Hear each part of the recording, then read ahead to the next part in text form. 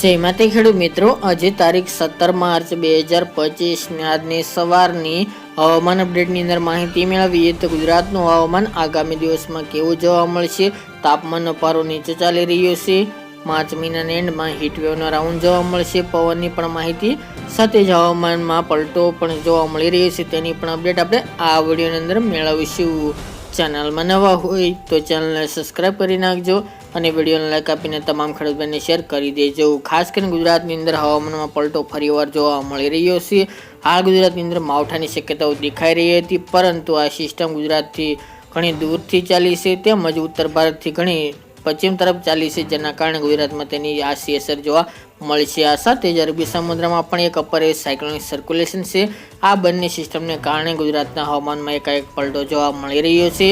पिछला 2 દિવસથી ગુજરાતના અલગ અલગ ભાગોની અંદરથી વાતાવરણમાં પલટો જોવા મળી રહ્યો છે અને આછા વાદળો જોવા મળી રહ્યા છે અને હાઈ લેવલના વાદળો જોવા મળી રહ્યા છે। આજે 17, 18 અને 19 આ 3 દિવસ દરમિયાન ગુજરાતની અંદર ઘાટા વાદળો ઘણા બધા ભાગોની અંદર જોવા મળશે।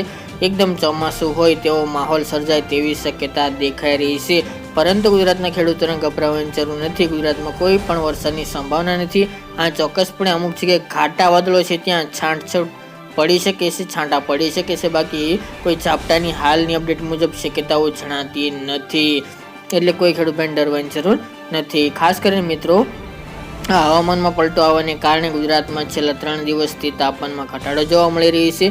જે પ્રથમ હીટવેવ 13-14 તારીખ આસપાસ પૂર્ણ થયો છે, ત્યારબાદ 15 થી લઈને 21-22 તારીખ સુધી ગુજરાતમાં તાપમાન નીચું જોવા મળે તેવી શક્યતા રહેલી છે। છેલ્લા 2 દિવસ એટલે કે હોળી ધૂળેટી બાદથી ખાસ કરીને તાપમાન 4 થી 5 ડિગ્રી ઘટ્યું છે। આજે પણ તાપમાન ઘણું નીચું જોવા મળી રહ્યું છે। જ્યારે એવરેજ સમગ્ર ગુજરાતની વાત કરવામાં આવે તો 36 થી લઈને 37-38 ડિગ્રીની રેન્જમાં તાપમાન જોવા મળી રહ્યું છે। એકાદ બે ભાગોની અંદર 39 આસપાસ તાપમાન જોવા મળશે। બાકી 22 તારીખ સુધી ગુજરાતમાં આ તાપમાન કન્ટિન્યુ ચાલે તેવું અનુમાન દેખાઈ રહ્યું છે। તાપમાનમાં 22 તારીખ સુધી કોઈ વધારેની શક્યતા જણાતી નથી। હા, ચોક્કસપણે ઉનાળો છે એટલા માટે બપોર દરમિયાન તડકો તો યથાવત જોવા મળશે, બાકી તાપમાન નીચું જોવા મળે તેવું અનુમાન રહેલું છે। રાતનું તાપમાન પણ નોર્મલથી હવે ધીરે ધીરે ઉપર જવા લાગશે 22 તારીખ બાદથી। અત્યારે ખાસ કરીને રાત્રે શિયાળા જેવો માહોલ અમુક ભાગોની અંદર જોવા મળે તેવી પણ શક્યતા દેખાઈ રહી છે। અમુક વિસ્તારની અંદર ઝાકળ વરસાદ પણ જોવા મળશે, કચ્છના ભાગો અને પશ્ચિમ સૌરાષ્ટ્રના ભાગોની અંદર પવનની ઝડપ 10 કિલોમીટર આસપાસ તેના કરતાં પણ ઓછી જોવા મળે અને પવનોમાં કોઈ ફેરફાર થવાની સંભાવના હમણાં જણાતી નથી। બાકી મિત્રો, 22 થી લઈને 30-31 માર્ચ સુધી ફરી ગુજરાતની અંદર હીટવેવનો રાઉન્ડ જોવા મળશે।